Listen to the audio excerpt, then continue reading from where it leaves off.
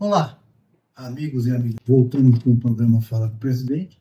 Vamos tratar de um assunto hoje não muito palatável, assunto que já foi, inclusive, discutido na última live, mas nós precisamos aprofundar isso e ir depurando o nosso conhecimento para que a gente consiga se organizar melhor para fazer a lide, para fazer a luta, caso haja necessidade. Em primeiro lugar, o que se aguarda agora, foi feito um procedimento pelo IPREV, foi feito esse procedimento formal, o caso está na Procuradoria, tanto da Prefeitura, quanto do órgão, quanto do IPREV, e deverá ter aí um parecer jurídico para o dia 10. O que eu quero dizer com isso? Eu quero dizer que ainda não está sacramentado a postura da administração, tá?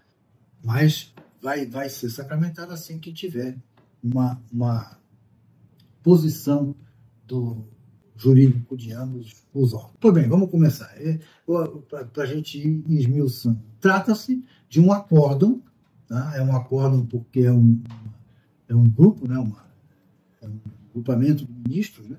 que deu essa sentença. Eu acho que já foi, inclusive, para o pleno, já foi até para o plenário. É um grupo de ministros, então é um acórdão. Tem um relator, mas é um acórdão. É a turma que decidiu. E, no caso, se for pleno, é o pleno que decidiu. Se eu não me engano, é pleno, porque acabou virando tema de repercussão geral. Aí tem que ser no pleno.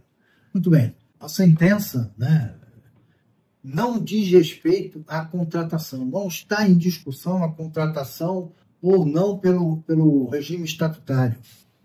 Pelo contrário, a sentença valida a contratação pelo regime estatutário.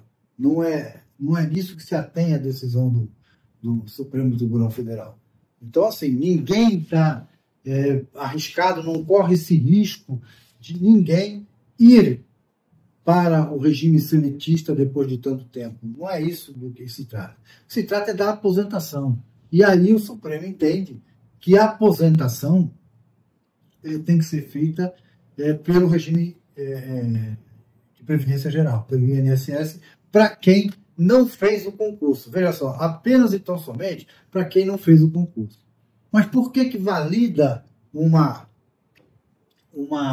contratação pelo regime estatutário, mas não permite a aposentação? Fica meio complicado da gente entender, né? Não permite a aposentação pelo regime próprio, mas valida essa contratação. Está válida.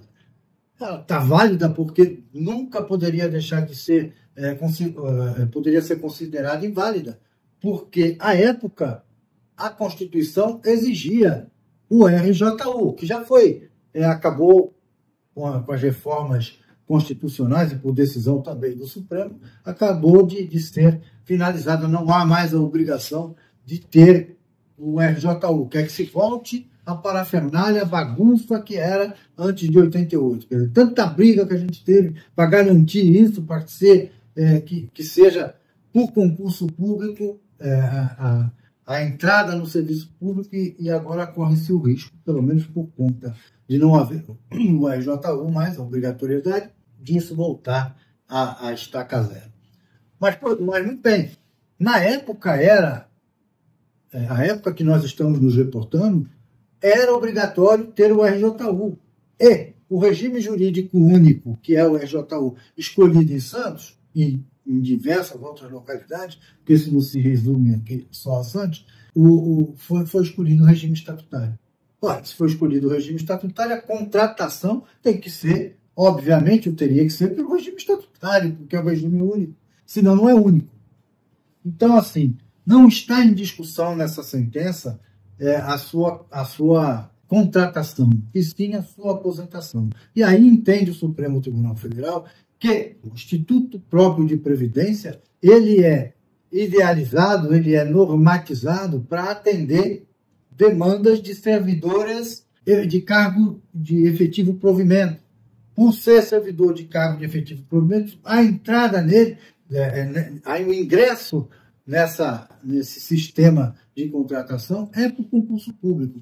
E aqueles que são oriundos do RJU não prestaram concurso.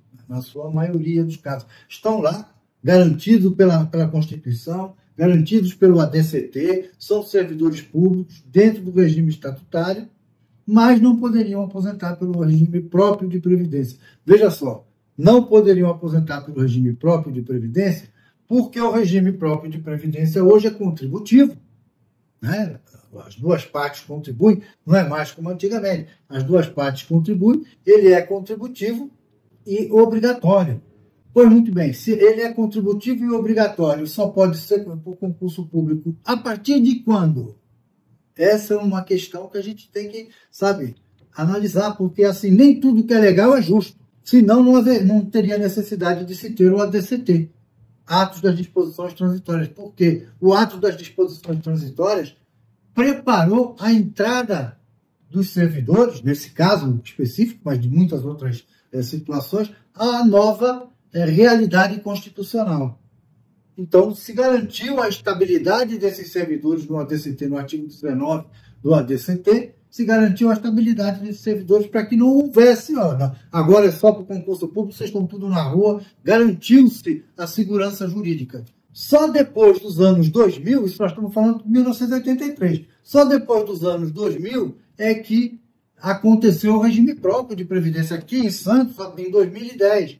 Então a pessoa, quando adentrou ao regime jurídico único, ela estava sob a égide da Constituição lá atrás, sobre o início da Constituição. Não depois das reformas de previdência dos trabalhadores públicos, que foi quando se sucedeu aí a normatização do regime próprio de previdência. Já poderia existir, mas não estava normatizado. Nem obrigado era. A partir de 2010 passou a ser obrigado, e aí é que houve a adequação. Então nós estamos falando que uma lei de 2010 está sancionando proibições em pessoas que adentraram constitucionalmente ao regime estatutário antes, lá nos anos 1900 e pouquinho. Perdão, 1990, né? Nos anos 90 e pouquinho.